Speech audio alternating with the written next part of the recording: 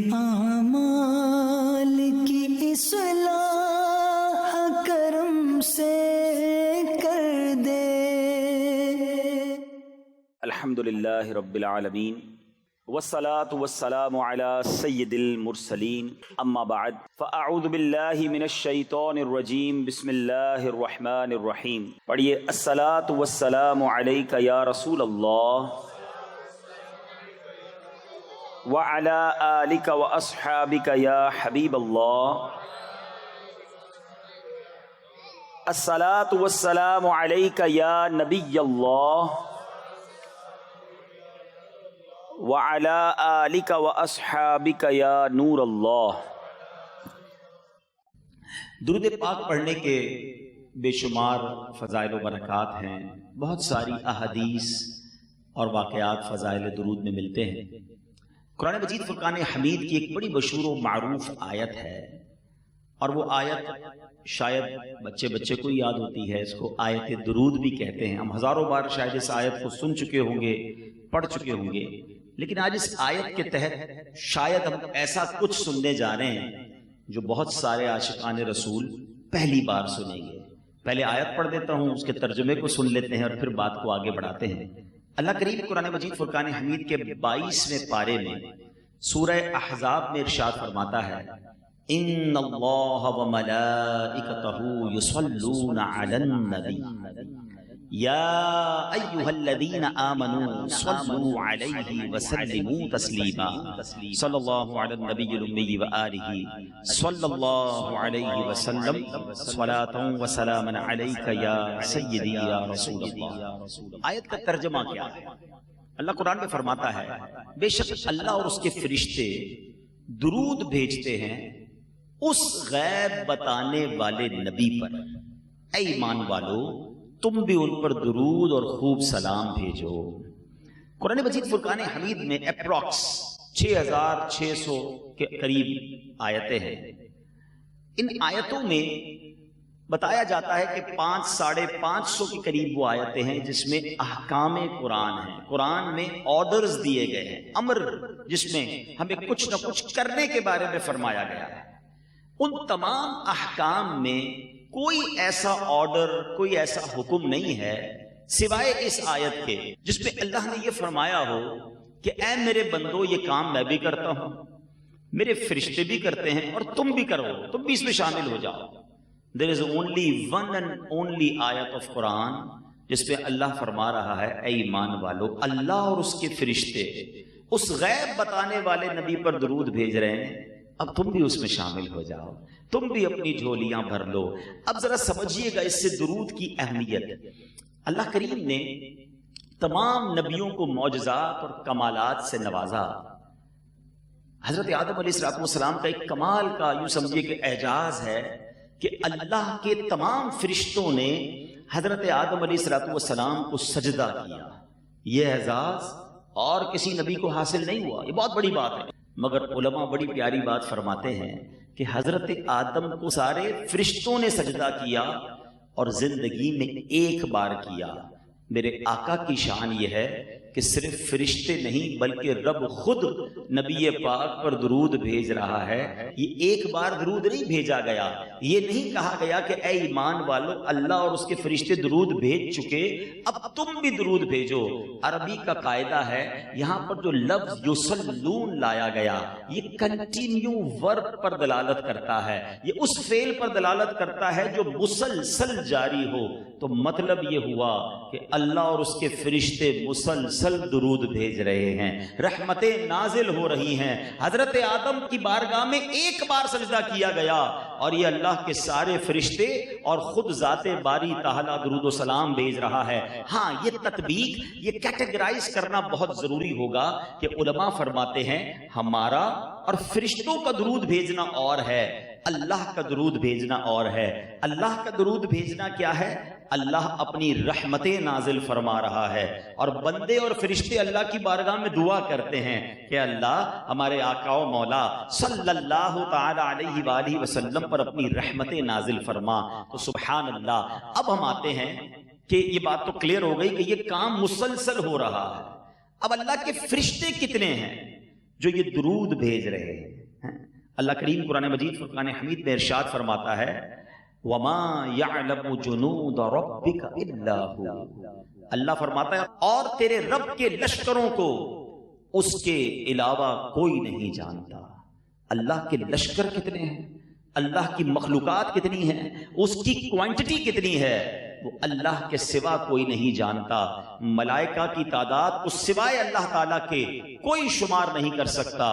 اچھا ایک بات اور یاد رکھیے گا، اللہ کے تمام لشکروں میں سب سے بڑا لشکر جو ہیں وہ فرشتے ہیں. فرشتوں کی تعداد کا اندازہ ایک حدیث سے لگائیے گا کہ اللہ کے نبی صلی اللہ علیہ وسلم فرماتے ہیں آسمان چرچرایا. یعنی آپ نے دیکھا ہوگا کسی اسٹیج پر بہت سارے لوگ جمع ہو جائیں تو کبھی کبھی اسٹیج سے آوازیں آنے لگتی ہیں، چرچرانے لگتا ہے. اللہ کے نبی فرماتے ہیں صلی اللہ تعالی علیہ وسلم آسمان چرچرایا اور اس کو چرچرانے کا حق ہے، کیونکہ قدم بھر بھی ایسی جگہ نہیں ہے جہاں کوئی فرشتہ رکوع یا سجدے یا قیام میں ہو. اتنے فرشتے لیکن ہیں کتنے؟ چلو ٹرائی کرتے ہیں کچھ امیجنیشن کی، کچھ کیلکولیشن کی. بہت ساری حدیثوں میں بہت ساری کیٹیگریز بیان کی گئیں فرشتوں کی، ٹھیک ہے نا؟ تو میں چند کیٹیگریز بیان کرتا ہوں، آپ کو بھی یاد آ جائے گا کہ ہاں یار یہ والے فرشتے بھی سنے تھے، یہ والے فرشتے بھی سنے تھے. تو ذرا سنتے جائیے، ایمان تازہ کرتے جائیے.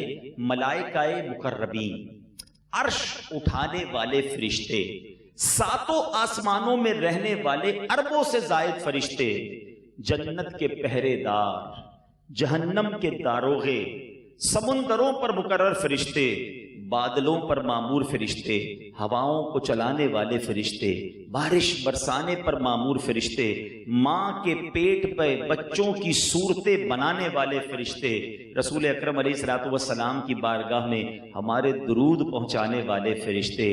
جب ہم الحمد شریف نماز میں پڑھتے ہیں اور آخر میں آمین کہتے ہیں تو نمازیوں کی تلاوت پر آمین کہنے والے فرشتے.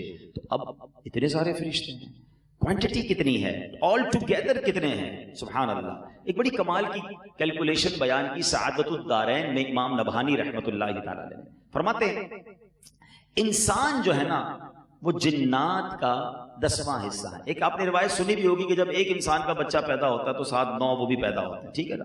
تو انسان 10واں حصہ. فرمایا ان دونوں کو جمع کرنے ہیں تو فرمایا جن اور انسان مل جائیں تو خشکی کے جانوروں کا 10واں حصہ ہے. جتنے جانور ہیں نا زمین پر، آپ جتنے بہت سارے بکری ہے تو گائے ہے تو اونٹ ہے اور بہت سارے جانور ہیں، اشراف الارض ہیں، یہ سب ملائیں تو انسان اور جنات اس کا 10واں حصہ بنتے ہیں. فرمایا یہ سب مل جائیں تو پھر یہ پرندوں کا 10واں حصہ ہے. اتنے پرندے ہیں دنیا میں، ایک ایک درخت پر بعضوں کا جو جنگلات ہوتے ہیں نا اس میں بہت پرندے ہوتے ہیں. فرمایا یہ سب مل جائیں تو یہ بحری جانوروں کا 10واں حصہ ہے. 67% آف دا ورلڈ پانی پر ہے.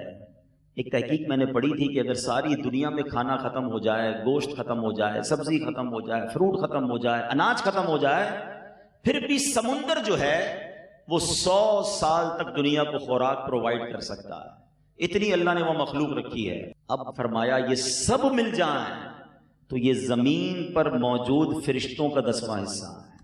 فرمایا یہ سارے مل جائیں تو یہ پہلے آسمان پر موجود فرشتوں کا 10واں حصہ ہے. فرمایا یہ سارے مل جائیں تو یہ دوسرے آسمان پر موجود فرشتوں کا 10واں حصہ ہے. یہ سارے مل جائیں تو یہ تیسرے آسمان پر موجود فرشتوں کا 10واں حصہ ہے. اب کیلکولیٹر جواب دے رہا ہے، اب کمپیوٹر جواب دے رہا ہے. Let's calculate till the 7th sky, 7ویں آسمان تک پہنچ جاؤ. اسی کیلکولیشن سے جانا ہوگا. اور فرمایا یہ سارے مل جائیں تو یہ کرسی کے فرشتوں کے مقابلے میں چھوٹی سی جماعت بنتے ہیں. یہ سب ملا لو تو فرمایا یہ سب عرش کے ایک پردے کے فرشتوں کا 10واں حصہ ہے. فرمایا عرش کے پردوں کی تعداد 6 لاکھ ہے. Nobody can calculate the quantity of angels. فرشتوں کی تعداد کو کیلکولیٹ کرنا ہمارے بس سے باہر ہے. یہ تو ہو گئی علماء کی تحقیق. اب آؤ ذرا ایک عشق والی تحقیق سے سمجھانے کی کوشش کرتا ہوں. اللہ مجھے اور آپ کو جلدی جلدی مدینے کی حاضری عطا فرمائے. سنا ہے نا روایتیں پڑھی ہوں گی، سنی ہوں گی کہ نبی پاک علیہ الصلوۃ والسلام کی بارگاہ میں روزانہ 70,000 فرشتے صبح حاضری دیتے ہیں، 70,000 فرشتے شام حاضری دیتے ہیں، اور جو ایک بار حاضری دے اسے دوبارہ حاضری کا موقع نہیں ملتا۔ اب وجہ سمجھ آ رہی ہوگی کہ یار ایک بار حاضری دوبارہ نہیں، اونلی 12 آورز ہیں، وجہ کیا ہے؟ وجہ یہ ہے اتنے فرشتے ہیں، آقا تو سب کے آقا ہے نا، رحمت للعالمین ہے نا، سب کو حاضری دینی ہے نا۔ اگر ایک کو بار بار بلانے کا موقع ملتا، اگر ان کو بار بار اجازت ملتی تو کروڑوں رہ جاتے۔ اب سوچو کتنے فرشتے ہیں، 1450 سال میرے آقا کو جلوہ فرما ہوئے ہو گئے قبر میں کم و بیش، روزانہ کتنے فرشتے حاضری دے رہے ہیں؟ ذرا ساتھ دینا میرا۔ 1,40,000۔ کبھی اکیلے میں بیٹھے ہو کیلکولیٹر پہ ویسے ہی کھیلتے رہتے ہیں لوگ، کبھی یہ والی کیلکولیشن بھی کرنا کہ روز 1,40,000 تو مہینے کے کتنے ہوئے ہیں؟ 14 لاکھ ہوئے 10 دن کے، 28 لاکھ ہوئے 20 دن کے، اور 30 دن کے if I'm not wrong 42 lakh فرشتے ہو گئے۔ ایک مہینے میں 42 لاکھ فرشتے، ایک سال میں کتنے؟ 100 سال میں کتنے؟ 1450 سال میں کتنے؟ سلسلہ رکا نہیں ہے، یہ صبح قیامت تک جاری رہے گا۔ جب تک قیامت نہیں آئے گی ہر بار وہ فرشتے آئیں گے جو پہلے نہیں آئے تھے۔ یہی فلسفہ سیدی اعلیٰ حضرت نے سمجھایا، فرماتے ہیں 70,000 صبح ہیں، 70,000 شام، یوں بندگی زلف و رخ 8 پہر کی ہے، جو ایک بار آئے دوبارہ نہ آئیں گے، کیوں؟ رخصت ہی بارگاہ سے بس اس قدر کی ہے۔ اب کوسچن ہے کیوں ایک بار، کیوں اگین نہیں؟ کہتے ہیں یہ بدلیاں نہ ہو تو کروڑوں کی آس جائے۔ فرشتے ہی اتنے ہیں کہ اگر بدلیاں نہ ہوتی تو باری نہ آتی، یہ بدلیاں نہ ہو تو کروڑوں کی آس جائے۔ اور یہ بارگاہ مرحمت عام تر کی ہے، آقا تو سب کے آقا ہے نا، سب کو چانس ملنا تھا، تو اس لیے ایک ہی بار حاضری دی۔ اور پھر کیا خوبصورت بات بریلی کے تاجدار لکھتے ہیں، اے غلاموں تم پر مہربانی کیسی ہے، وہ تو معصوم ہیں، وہ تو گناہ کرتے نہیں، تم گناہگار ہو، انہیں ایک بار بلایا گیا زندگی میں اور تمہیں بار بار اجازت دی جاتی ہے، 12 گھنٹے کی نہیں، جتنی دیر رہنی ہے رہ لو، بلکہ ساری عمر رہنا ہو تو آقا اس پر بھی کرم فرماتے ہیں معصوم کو تو عمر میں صرف ایک بار معصوم کو تو عمر میں صرف ایک بار آسی پڑے رہیں تو صلاح عمر بھر کی ہے۔ اب ذرا سمجھو یہ اتنے فرشتے، انکاؤنٹیبل اینجلز، سب کی ڈیوٹی کیا ہے، سب کا کام کیا ہے؟ اللہ قرآن میں فرما رہا ہے ان اللہ وملائکتہ یصلون علی النبی، اللہ کے فرشتے آقا پر مسلسل درود بھیج رہے ہیں۔ اب اس سے بات پتہ ہے کیا سمجھ آئی؟ میرے آقا کو ہمارے درود کی حاجت نہیں ہے، معصوم فرشتے، خربوں بھی تھوڑا لفظ ہے، انکاؤنٹیبل، وہ تو مسلسل درود بھیج رہے ہیں۔ سچی بات پتہ ہے کیا ہے؟ ہماری میمنی میں ایک جملہ کہا جاتا ہے، کسی کو کوئی سودا دے کر کہتے ہیں اس کو کھٹا دو، ان کے کھٹائی ڈیو بیچارے کے کوئی کم ڈیو۔ سچی بات یہ ہے میرے آقا کو ہمارے درود کی حاجت نہیں، ہمیں موقع دیا جا رہا ہے، ہمیں کھٹایا جا رہا ہے کہ چلو تم بھی درود پڑھ کے اپنی جھولیاں بھر لو، اپنے کام سیدھے کر لو، میرے محبوب کے گداگروں میں، میرے محبوب کے ثنا خانوں میں، ان کا ذکر کرنے والوں میں تم بھی شامل ہو جاؤ تاکہ تمہاری جھولیاں بھی بھر دی جائیں۔ اللہ اکبر۔ سچی بات یہ ہے کہ درود پاک ہمارے بھاگ جگانے والا وظیفہ ہے، درود پاک رحمتوں کو نازل کرنے والا وظیفہ ہے۔ میں ایک اور بات کر لیتا ہوں، اللہ کے حبیب علیہ الصلوۃ والسلام فرماتے ہیں جس کا مضمون ہے اللہ نے ایک فرشتہ میری قبر پر مقرر فرمایا ہے کہ جب کوئی میرا امتی مجھ پر درود بھیجتا ہے وہ فرشتہ اس کا اور اس کے والد کا نام میری بارگاہ میں بھیجتا ہے۔ میں آپ سے پوچھتا ہوں دنیا میں جب آپ کو کسی سے بڑی محبت ہو اور کوئی آ کر آپ کو کہے کہ آپ کا نام ادھر لیا گیا تھا، کتنا اچھا لگتا ہے؟ کیا واقعی میری بات ہوئی تھی؟ کیا واقعی میرا ذکر ہوا تھا؟ چلو اور آسان کر دیتا ہوں، ہر کسی کو اپنے پیر سے محبت ہوتی ہے۔ اگر آج کوئی آ کر آپ سے کہے کہ آپ کا ذکر آپ کے پیر صاحب کے پاس ہو رہا تھا، آپ کا نام ادھر لیا گیا تھا، آپ فوراً کہیں گے اچھا واقعی میری بات ہوئی تھی، ذرا بتاؤ نا کیا کہا تھا، کیا ذکر ہوا تھا؟ بندہ 2-3 بار پوچھتا ہے، کیونکہ جس سے محبت ہو ادھر نام لے لیا جائے بندے کی طبیعت ہری بھری ہو جاتی ہے۔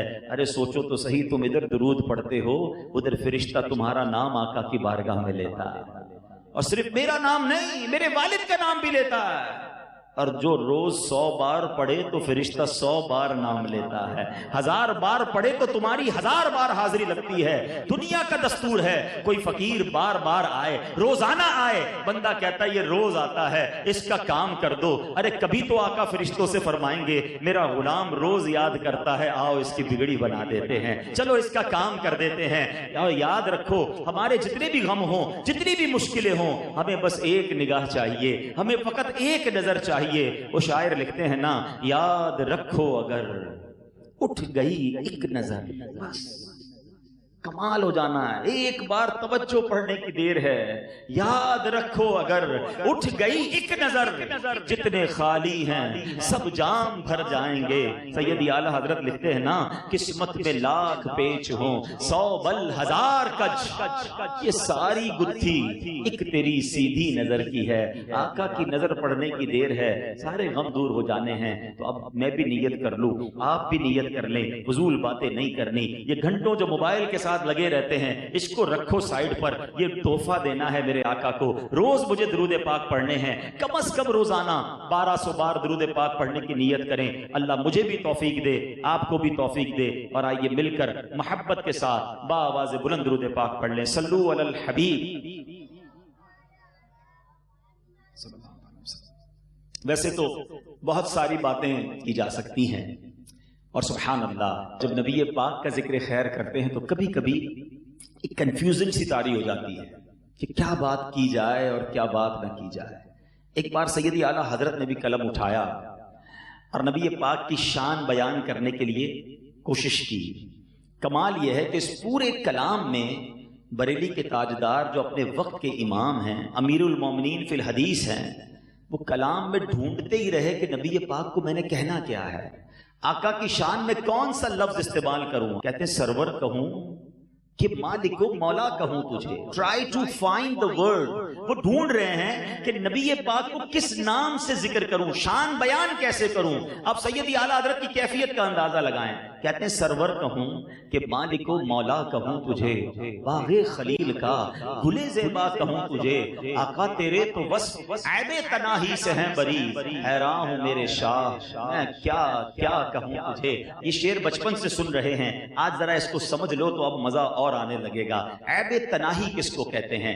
تناہی کہتے ہیں کسی چیز کا اینڈ ہو جانا، ختم ہو جانا۔ مثال کے طور پہ میں یہاں آپ سب کو ایک کاغذ دوں، ساتھ قلم دوں، اور کہوں جس پرسنالٹی کو آپ پسند کرتے ہیں ذرا اس کی تعریف لکھیں۔ آپ اس کی تعریف لکھنا شروع کریں گے، بڑا خوبصورت ہے، بڑا ملنسار ہے، بڑا پولائٹ ہے، بڑی عاجزی ہے، جناب ہمت بڑھاتا ہے، حوصلہ دیتا ہے، سخی بھی ہے، اسمائل مسکراتا بھی بہت اچھا ہے۔ 10 چیزیں لکھ لو گے، 15 لکھ لو گے، 25 لکھ لو گے، اس کے بعد آپ پیپر بھی واپس دیں گے، قلم بھی واپس دیں گے۔ اس کا مطلب یہ ہوا کہ آپ کی بات پوری ہو گئی، اینڈ ہو گئی۔ سبحان اللہ، میرے رضا کہتے ہیں میرے آقا وہ ہیں جن کی تعریف کرو بات ختم نہیں ہوتی ہے۔ یہ اینڈ ہونا بھی تو عیب ہے۔ آقا آپ کے اوصاف اتنے ہیں جو عیب تناہی سے بھی بری ہیں، آپ کی بات ختم ہی نہیں ہوتی ہے۔ کہتے ہیں آقا تیرے تو وصف عیب تناہی سے ہیں بری، حیران ہوں میرے شاہ میں کیا کیا کہوں تجھے۔ پورے کلام میں دیکھو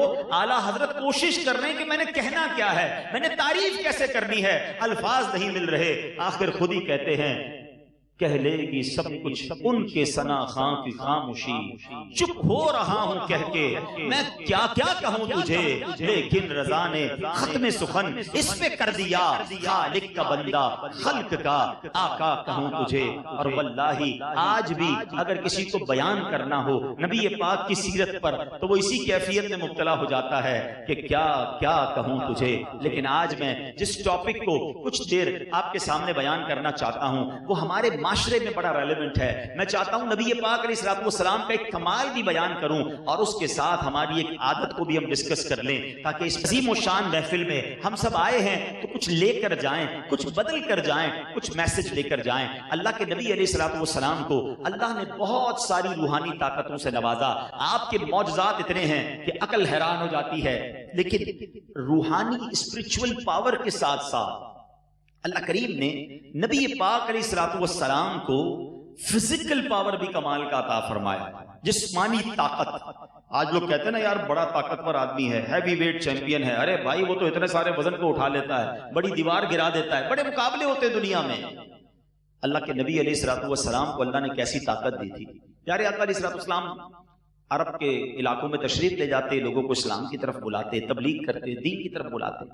ایک بار نبی پاک علیہ الصلوۃ والسلام ایک جگہ سے گزرے تو ایک اس زمانے کا سب سے بڑا پہلوان، آج کی زبان میں ہیوی ویٹ چیمپئن، اس زمانے کا ورلڈ چیمپئن سمجھ لیں، پورے عرب میں اس سے بڑا پہلوان کوئی نہیں تھا. اس کا دعویٰ تھا کہ مجھے کوئی گرا ہی نہیں سکتا، مجھے کوئی پچھاڑ ہی نہیں سکتا. اچھا نبی پاک علیہ الصلوۃ والسلام اسے اسلام کی دعوت دینے گئے تھے. پیارے آقا علیہ الصلوۃ والسلام، اس کا نام تھا رکانہ. پیارے آقا علیہ الصلوۃ والسلام نے کہا اے رکانہ ایمان لے آؤ، اللہ پر ایمان لے آؤ، اسلام قبول کر لو. اچھا جو پہلوان ہوتا ہے نا اس کا دماغ بھی بعض اوقات پہلوانوں والا ہی ہوتا ہے.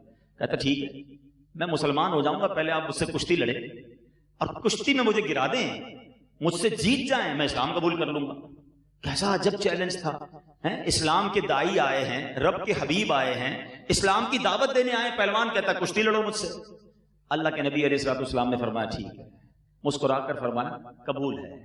اب ذرا سوچئے سینیریو کیسا بن گیا ہوگا کہ اس زمانے کا ہیوی ویٹ چیمپئن سامنے نبی پاک علیہ الصلوۃ والسلام، صحابہ جمع ہو گئے، لوگ جمع ہو گئے کہ مقابلہ ہوگا. اب یہ مقابلے میں ہونا کیا ہے؟ ایوری بڈی اس وقت بہت ساری باتیں سوچ رہے ہوں گے. پیارے آقا علیہ الصلوۃ والسلام نے کیا کیا کہ جیسی کشتی شروع ہوئی نبی پاک نے اس کو اٹھایا اور اٹھا کر پٹک دیا. اس کو موقع ہی نہیں ملا. وہ تھوڑی دیر کے لیے تو حیران ہو گیا نا کہ میرے ساتھ یہ ہوا کیا. رکانہ کا دعویٰ یہ تھا کہ میری پیٹھ کوئی زمین پہ نہیں لگا سکتا، مگر نبی پاک نے اس کو پہلی باری میں اٹھا کے زمین پہ پٹک دیا. اچھا پہلوان تھا، کہتا ہے مجھے سمجھ نہیں آئی میرے ساتھ کیا ہوا، مجھے دوبارہ کشتی لڑنی ہے، ایک بار پھر مجھ سے مجھے ہرا کر بتائیں. نبی پاک نے فرمایا دوبارہ کرتے ہیں. وہ دوبارہ آیا تیار ہو کے.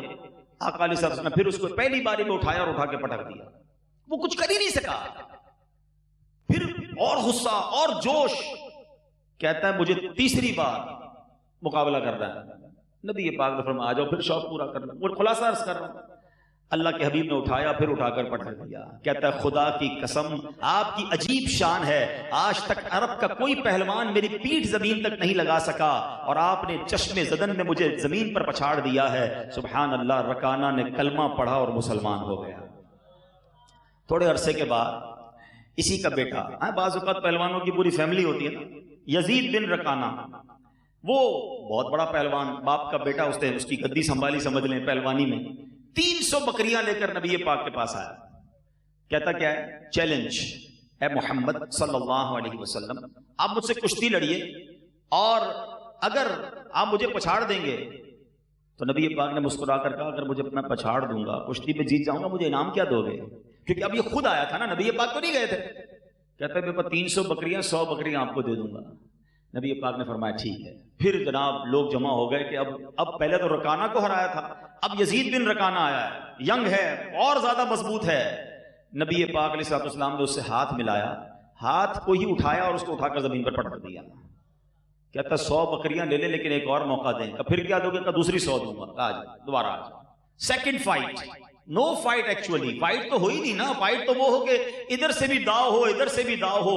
اسے کیا معلوم میں اس سے مقابلہ کر رہا ہوں جو زمین پر کھڑے ہو کر اشارہ کریں تو چاند ٹکڑے ہو جاتا ہے. اسے کیا معلوم یہ دعا کرے تو سورج پلٹ آتا ہے. میرے آقا کے لیے یہ فائٹ کیا چیز تھی.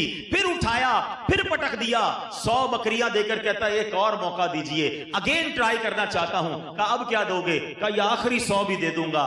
تھرڈ فائٹ ہوتی ہے، تیسری بار اٹھا کر میرے آقا پٹک دیتے ہیں. 300 بکریاں دے کر کلمہ پڑھ کر مسلمان ہوتا ہے. آقا کیسے سخی ہیں، فرماتے 300 بکریاں میں واپس تمہیں تحفے میں دیتا ہوں. میرے کریم سے اگر قطرہ کسی نے مانگا دریا بہا دیے ہیں، دربے بہا دیے ہیں. پیارے اسلامی بھائیوں، اللہ کریم نے روحانی طاقت کے ساتھ ساتھ اپنے حبیب کو جسمانی طاقت بھی ایسی عطا فرمائی. بڑا مشہور واقعہ ہے، علماء سے سنتے رہتے ہیں. غزوہ خندق کا موقع تھا. صحابہ کرام جو ہے وہ خندق کھود رہے تھے. کوئی ایگزیبیٹر نہیں منگوائے گئے تھے، کوئی مزدور نہیں منگوائے گئے تھے. ہمارے یہاں مسجد کے لیے صرف پیسے دینے ہوتے ہیں، کام مزدور کرتے ہیں. صحابہ کی شان دیکھو، اپنے ہاتھ سے کام کیا، ہاتھوں سے مسجد بنائی. نبی پاک نے خود اینٹیں لگائیں. اس طرح اسلام پھیلا ہے. اب غزوہ خندق کا موقع، کدالے چلا رہے ہیں اور پوزیشن کیا ہے، کیفیت کیا ہے؟ یہ وہی غزوہ خندق ہے جب نبی پاک کی بارگاہ میں ایک صحابی آئے تھے. کہا حضور بھوک سے برا حال ہے اور اپنا کرتا اٹھایا تھا.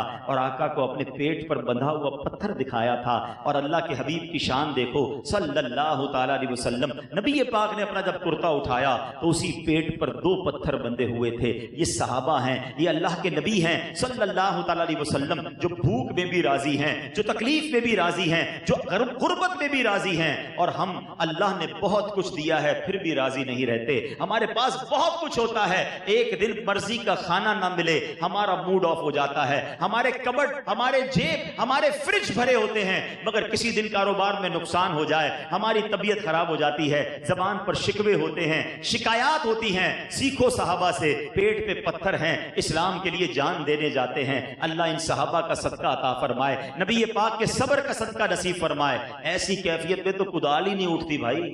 پیٹ پہ پتھر بندہ ہو تو کہاں سے بندہ زمین کھودے گا؟ صحابہ اس کیفیت میں زمین کھود رہے ہیں. اب کھودتے کھودتے ایک چٹان آ گئی, بڑی راکی اور بڑی خطرناک, کانکریٹ کی سمجھ لے پتھر آ گیا. سب نے کوشش کی, نہیں ٹوٹا. اب عقل تو یہ کہتی ہے کہ اگر ٹوٹ نہیں رہا تو کسی اور مزدوروں کو کچھ اور ایکوپمنٹ منگوایا جائے جس سے توڑیں. مگر صحابہ کو جب کوئی پرابلم آتی تھی وہ آقا کی بارگاہ میں آتے تھے کہ حضور ایک چٹان آ گئی ہے, وہ ٹوٹ نہیں رہی ہے. اللہ اکبر. اللہ کے حبیب علیہ الصلوۃ والسلام آتے ہیں. روایتوں میں لکھا آقا نے کدال اٹھائی, ایک روایت کے مطابق ایک ہی کدال ماری اور اس کو چورا چورا کر کے رکھ دیا. ایک روایت کے مطابق 3 بار مارا, چٹان بھی ٹوٹ گئی اور اس سے ایسا نور روشن ہوا کہ دور دور کے شہر اور محلات نظر آئے. اور یہ بھی بشارتیں تھیں کہ یہ شہر بھی بعد میں فتح ہو جائیں گے. تو بتانا مقصد کیا ہے کہ نبی پاک کو رب کریم نے عظیم طاقتوں سے نوازا تھا. ہو سکتا ہے کسی کے ذہن میں سوال آئے کہ جناب یہ ٹاپک تو بڑا اچھا ہے لیکن آج اس کو ڈسکس کرنے کی کیا وجہ ہے؟ میں نے بہت سوچ کر یہ موضوع آج سلیکٹ کیا ہے. آج دنیا میں کسی کے پاس طاقت آ جائے نا, چاہے وہ جسمانی طاقت ہو, چاہے اقتدار کی طاقت ہو, چاہے مال کی طاقت ہو, اس کے بعد ہوتا کیا ہے کہ اس کا انداز ہی بدل جاتا ہے, اس کا سٹائل ہی بدل جاتا ہے, اس کی تو ٹون ہی چینج ہو جاتی ہے. آج کل سنا ہے وہ باڈی بلڈنگ جو کرتے ہیں, جم شم جاتے ہیں, اس کے بعد وہ کپڑے بھی ایسے ہی پہن رہے ہوتے ہیں ذرا تاکہ سامنے والے کو نظر بھی آئے کہ حضرت نے کتنی محنت کی. اور ہر وقت لڑنے کے لیے تیار بھی ہوتے ہیں کہ تھوڑا سا ایک آدھا پنچ بھی دکھائیں کہ کیسا لگتا ہے, اتنی محنت سے بنایا ہے. طاقت آتے ہی لڑائی کا دل چاہتا ہے. اللہ کے حبیب کی طاقت آپ نے سن لی ہے, مگر حال یہ ہے کہ حضرت ابو امامہ رضی اللہ تعالیٰ عنہ کہتے ہیں کہ نبی پاک علیہ الصلوۃ والسلام جب اپنے کمرے سے باہر آئے, ایک بار اپنے کاشانہ نبوت سے باہر آئے تو سب صحابہ تعظیم کے لیے کھڑے ہو گئے ہیں. نبی پاک نے انہیں دیکھ کر پتہ کیا فرمایا, اس طرح نہ کھڑے ہوا کرو جس طرح اجمی لوگ کھڑے ہوتے ہیں, ایک دوسرے کی تعظیم کے لیے وہ لوگ کھڑے رہا کرتے ہیں. میں تو ایک بندہ ہوں اور بندے کی طرح کھاتا ہوں اور بندوں کی طرح بیٹھتا ہوں. انداز دیکھیں, عاجزی دیکھیں, انکساری دیکھیں. اللہ نے ہر قسم کے مقام سے نوازا تھا مگر میرے آقا سب کے ساتھ عاجزی کے ساتھ پیش آتے تھے. مگر آج تھوڑا سا مقام, تھوڑا سا مرتبہ, تھوڑی سی طاقت, تھوڑا سا پیسہ مل جائے, بندہ اپنے ساتھ والوں کو پہچاننا بھول جاتا ہے. ایک بار پیارے آقا علیہ الصلوۃ والسلام کے بارے میں صحابی فرماتے کہ نبی پاک اپنے گھریلو کام کاج اپنے ہاتھ سے کیا کرتے, اپنے خادموں کے ساتھ بیٹھ کر کھانا تناول فرماتے, گھر کے کاموں میں خادموں کے ساتھ مدد کیا کرتے تھے.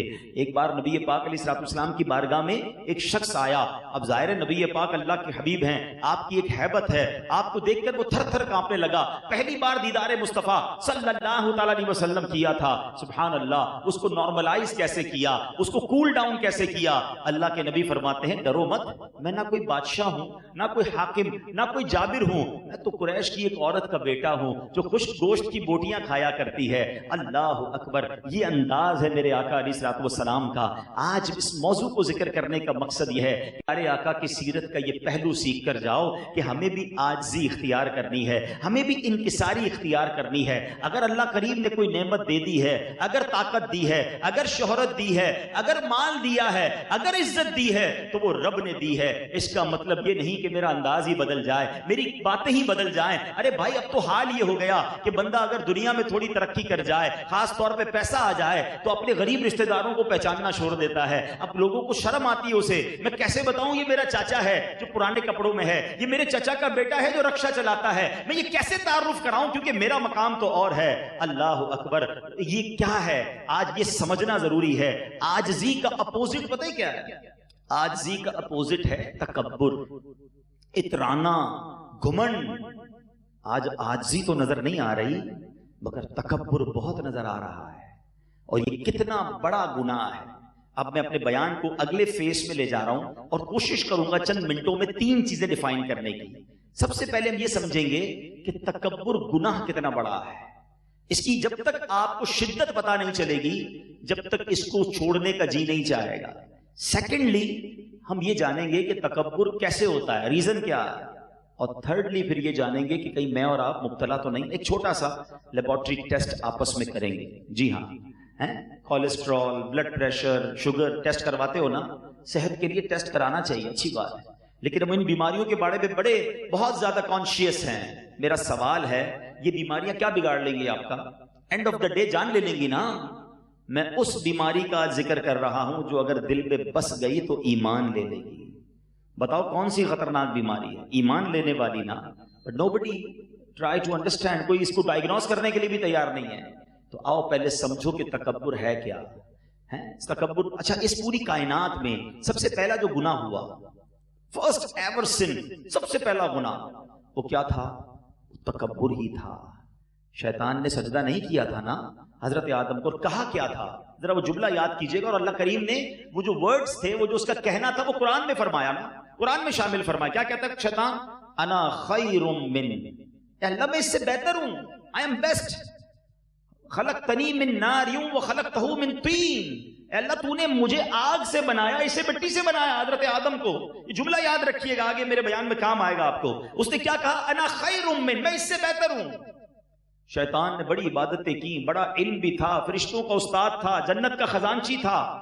ایک بار once in a lifetime اس نے تکبر کیا، ساری عبادتیں برباد، نورانیت چہرے کی چھین لی گئی، اللہ کی بارگاہ سے مردود قرار دے دیا گیا۔ مجھے ایک بات بتاؤ، جس نے ایک بار تکبر کیا اس کا یہ حال ہوا، جو روز تکبر کرتا ہے، جو بار بار تکبر کرتا ہے، اس کا کیا بنے گا؟ کبھی سمجھا آپ نے یہ کتنا خطرناک مرض ہے؟ اللہ کریم قرآن مجید فرقان حمید میں کیا ارشاد فرماتا ہے؟ انہ لا یحب المستکبرین، بے شک وہ مغروروں کو پسند نہیں فرماتا۔ اور ایک حدیث تو بچپن سے آپ نے سنی ہوگی نا، کہ جس کے دل میں رائی کے دانے کے برابر تکبر ہوگا۔ یہ رائی کے دانے کا کیوں لفظ یوز ہوا؟ رائی کا دانہ بہت چھوٹا سا ہوتا ہے، ڈاٹ، نقطہ۔ اس کا مطلب یہ ہوا کہ اتنا سا بھی تکبر جس کے دل میں ہوگا نا، اللہ کے نبی علیہ الصلوۃ والسلام فرماتے ہیں کہ وہ جنت میں نہیں جائے گا۔ اب سوچئے، جس کا دل بھرا ہوا ہے تکبر سے، اس کا تو پتہ نہیں کیا حال ہوگا۔ رائی کے دانے کے برابر تکبر بھی ایکسیپٹیبل نہیں ہے۔ پیارے آقا علیہ الصلوۃ والسلام کی ایک اور حدیث کہ اللہ کے حبیب فرماتے ہیں جو تکبر کی وجہ سے اپنا تہبند لٹکائے گا، اللہ عز و جل قیامت کے دن اس پر نظر رحمت نہ فرمائے گا۔ تو یہ بات انڈرسٹینڈ ہو گئی کہ بڑا گناہ ہے، کائنات میں ہونے والا بھی سب سے پہلا گناہ ہے، اور کبیرہ گناہوں میں سے گناہ ہے۔ اب آؤ کہ تکبر ہوتا کیسے؟ ایک اور بڑا عجب فینومینا ہے، جب بھی تکبر کی بات ہوتی ہے نا تو لوگوں کے ذہنوں میں خیال آتا ہے یہ تو امیر کرتے ہیں، یہ تو پیسے والے کرتے ہیں، ہم تو ہیں غریب، میں کہاں سے تکبر کروں گا، ویسی نوکری والا آدمی ہوں۔ یہ ہے شیطان کا وار۔ ہاں، علماء نے تکبر کے 8 ریزنز لکھے ہیں، تکبر کے 8 اسباب ہیں، اور اس میں جو مال ہے نا وہ تیسرے نمبر پر آتا ہے، مال پہلے نمبر پر نہیں ہے۔ آپ سن کر شاید حیران ہو جائیں گے آج کہ تکبر کا جو سب سے پہلا ریزن ہے نا وہ ہے علم۔ میرے طلبہ بیٹھے ہیں، میرے علماء بیٹھے ہیں، ذرا غور سے سننا۔ ہاں، علم تکبر لاتا ہے، یہ کیسے؟ اچھا، یہ ضروری نہیں کہ صرف دینی علم، دنیاوی علم بھی، کوئی دنیاوی ڈگری حاصل کر لے، کوئی عالم دین بن جائے، درس نظامی کی ڈگری کر لے، اچھا کوئی ڈاکٹر بن جائے، کوئی ماسٹرز کر لے۔ علم کیسے تکبر لاتا ہے کہ جب بندہ علم سیکھ لیتا ہے نا تو اس کو باقی لوگ جاہل لگنے لگ جاتے ہیں، ان کو تو آتا ہی کچھ نہیں ہے، انہوں نے پڑھا ہی کچھ نہیں ہے۔ اگر کوئی اس لیے علم سیکھ رہا ہے کہ دوسرے کو ڈی مورلائز کرے، اسی سے جھگڑا کرے، یا اس کو کہے بتاؤ بھائی تمہیں کیا آتا ہے، تو اب یہ اس کا مطلب تو یہ ہوا نا کہ وہ اپنے آپ کو اچھا سمجھ رہا ہے۔ بڑی کمال کی روایت ہے، من قال انا عالم فہو جاہل، جس نے کہا کہ میں عالم ہوں وہ جاہل ہے۔ تو سمجھو میرے بچوں، آپ بھی علم ضرور سیکھیں، مگر سیکھنے کے بعد کسی اور کو جس نے نہیں پڑھا اس کو اپنے سے کمتر نہیں سمجھنا۔ سیکنڈ ریزن آف تکبر، وہ فرمایا عبادت. اچھا ہم تو سمجھتے ہیں پیسے والے ہی تکبر کرتے ہیں. جناب عبادت گزار بھی تکبر کر سکتا ہے. شیطان بڑا مردود ہے، پہلے تو عبادت سے روکتا ہے، اب جب عبادت کرنے لگ گیا تو اب اس کو تکبر میں مبتلا کیسے کرتا ہے کہ بندہ جب نمازیں پڑھے، روزے رکھے، صدقے کرے، ہیں تہجد پڑھے، اب اس کو باقی گھر کے لوگ، باقی دوست بڑے حقیر سے لگتے ہیں. یار کیسا آدمی ہے، میں تہجد پڑھتا ہوں یہ تو نماز بھی پوری نہیں پڑھتا، میں نے قرآن پڑھتا ہوں پورا سال قرآن نہیں کھولتا. اب ضرور پڑھیں مگر یو ہیو نو رائٹ، آپ کے پاس ایسا کوئی رائٹ نہیں ہے کہ آپ دوسرے کو حقیر جانیں. اور یہ شیطان کا بڑا خطرناک وار ہے کہ عبادت گزار کو تکبر میں مبتلا کر دیتا ہے. وہ بڑا پیارا واقعہ ہے نا کہ ایک بار ایک بزرگ جو تھے اپنے بیٹے کے ساتھ کئی سفر پر جا رہے تھے. راستے میں مسافر خانہ آیا، باپ بیٹے بھی سو گئے، قافلے والے بھی سو گئے. تہجد کا وقت ہوا تو باپ بیٹے اٹھے، تہجد پڑھی. تہجد پڑھنے کے بعد بیٹا والد صاحب سے کہتا ہے ابا جان یہ کیسے لوگ ہیں، کوئی بھی نہیں اٹھا. اب جو ابو جی نے جواب دیا نا، اللہ کاش یہ بات سمجھ آ جائے کہ بیٹا تو بھی سویا رہتا تو اچھا تھا. بات آئی سمجھ میں؟ بیٹا تو بھی نہ اٹھتا نا ٹھیک تھا. اب تو نے اٹھ کر تہجد تو پڑھ لی مگر پڑھنے کے بعد تجھے دوسرے حقیر لگنے لگے. یہ بڑا پرابلم ہے. ضرور کیجئے عبادت مگر اس لیے نہ کیجئے کہ میں دوسروں سے سپیریئر ہوں. شیطان کی بڑی عبادتیں تھی جناب. تو عبادت بھی تکبر لاتی ہے. اب آیا تیسرا ریزن اور وہ ہے مال. جب پیسہ آتا ہے تو انسان کو غریب اچھا نہیں لگتا ہے. انسان کو لگتا ہے کہ یار یہ غریب میرے یہ کس کام کا، اللہ نے مجھے اتنا مال دیا ہے، کاش یہ ذہن میں ہوتا اللہ نے دیا تو تکبر بھی نہ ہوتا. اس کو لگتا ہے میں نے کمایا ہے، میں نے جناب یہ عروج حاصل کیا ہے. ہمیشہ یاد رکھیں جو کچھ دیا ہے وہ رب نے دیا ہے، وہ جب چاہے واپس لے سکتا ہے. بزرگ بیٹھے پوچھو ان سے، ہم نے راتوں رات امیر کو کنگال ہوتے دیکھا ہے، زکات دینے والوں کو زکات لینے والا بنتے دیکھا ہے. اترانا نہیں ہے، یہ اللہ کی عطا ہے. مال تکبر لاتا ہے. چوتھے نمبر پر کہا حسب و نسب. بڑا خاندان، بڑی فیملی. پیر ہی نہیں دیتے بھائی ہمارا خاندان بہت اونچا ہے، ہم تو بڑے خاندان والے، اس کا تو خاندان وہ فلاں فیملی سے تعلق رکھتا ہے. اللہ اکبر. ذرا سوچو یہ حسب اور نسب بھی تکبر لاتا ہے. اور جو یہ حسب نسب پر تکبر کرتے ہیں نا فیملی وائز، پھر کبھی کبھی ہم نے دیکھا ہے ایسی غلطی ہوتی ہے کہ کسی کو منہ دکھانے جیسے بھی نہیں رہتے، پھر کدھر جاتا ہے خاندان. تو کبھی اس پر تکبر نہیں کرنا چاہیے. پانچواں ریزن جو علماء کہتے ہیں عہدہ، منصب. کسی کو کوئی عہدہ مل جائے، کوئی منصب مل جائے، انسان پھر تکبر میں گرفتار ہوتا ہے. حالانکہ یہ عہدے، یہ کرسیاں یہ چند دنوں کی ہوتی ہیں، اس پر تکبر نہیں کرنا چاہیے. چھٹا کامیابیاں. جب بندے کو دھڑا دھڑ کامیابیاں ملے نا، ارے بھائی میں تو پتھر کو ہاتھ لگاتا ہوں سونا ہو جاتا ہے. جو ڈیل کرتا ہوں فائدہ ہی فائدہ ہوتا ہے، جو فیصلہ کرتا ہوں کمال کا ہوتا ہے. ابھی ایک آئٹم خریدی، ہر کوئی منع کر رہا تھا، میں نے خریدی، دیکھو پیسے بڑھ گئے، یہ مجھے ایسا پتا ہے. یہ انسان کو مبتلا کرتا ہے تکبر میں. ارے تمہاری کیا اوقات ہے، میری کیا اوقات ہے، اللہ مہربانیاں کر رہا ہے اور تم اتراتے جا رہے ہو. ہونا تو یہ چاہیے کہ وہ عطائیں فرمائے تو ہم سر اور جھکائیں. دنیا کا دستور ہے درخت پر جب پھل لگتے ہیں نا وہ درخت جھکتا رہتا ہے، جھکتا رہتا ہے. جتنا پھلدار ہوتا ہے اتنا جھکتا ہے، جس کے کانٹے لگے ہوتے ہیں وہ سیدھا کھڑا ہوتا ہے. کامیابیاں ملیں یہ اللہ کی عطا ہے، اور شکر کرو اور عاجزی کرو، اتراؤ نہیں. ساتواں سبب علماء کہتے ہیں حسن و جمال. کوئی خوبصورت اللہ نے کسی کو بنایا، اس کے بھی سٹائل کی وہ غریب ہو جاتے ہیں. اس کو کوئی سانولا آدمی اچھا نہیں لگتا ہے، کہتا ہے یار دیکھو اس کا رنگ کیسا ہے، اس کا قد کیسا ہے، اس کا انداز کیسا ہے. توبہ توبہ توبہ. ارے اللہ کے بندوں اگر اللہ نے تمہیں اچھی شکل صورت دی ہے نا تو اللہ کا اور شکر ادا کرو کہ اللہ زوال نعمت سے بچانا، اور میرے مالک ادھر تو اچھی شکل دے دی، قیامت میں بھی چمکتا چہرہ دینا. کیا فائدہ ایسی شکل کا کہ ادھر خوبصورت شکل ہو اور قیامت کے دن چہرہ سیاہ ہو جائے. اللہ اس دن کی خوبصورتی عطا فرمائے، اس دن کا چمکتا چہرہ عطا فرمائے. کتنی پیاری دعا ہمیں اسلام سکھاتا ہے. آئینہ دیکھو تو دعا کرو اللہم حسنت خلقی فحسن خلقی. اے اللہ میرا چہرہ تو اچھا بنا دیا، میرے اخلاق بھی اچھے کر دے. اے اللہ چہرہ تو اچھا بنایا، باطن بھی اچھا کر دے. تو کبھی بھی اگر اللہ نے حسن و جمال دیا ہے تو تکبر نہ کرنا. ہم نے اچھے اچھے چہروں والوں کو بیماریاں لگ کے چہرے بگڑتے دیکھا، بستر پر پڑتے دیکھا، اور زمین کھا گئی. نوجوان کیسے کیسے ہوئے نامور، بے نشاں کیسے کیسے. اسی 2 گز کی قبر میں مٹی کے اندر وہ خوبصورت بھی چلا جاتا ہے. تو اترانا نہیں ہے. 8واں ریزن اور وہ ہے طاقت، جو میں نے آج بیان کیا کہ آقا کے پاس کیسی طاقت تھی. اور آجزی کیسی تھی. اللہ میرے دل کو بھی تکبر سے پاک کر دے، آپ کو بھی پاک کر دے، اور ہم سب کو عاجزی کا پیکر بنائے. میرے اعمال کی اصلاح کرم سے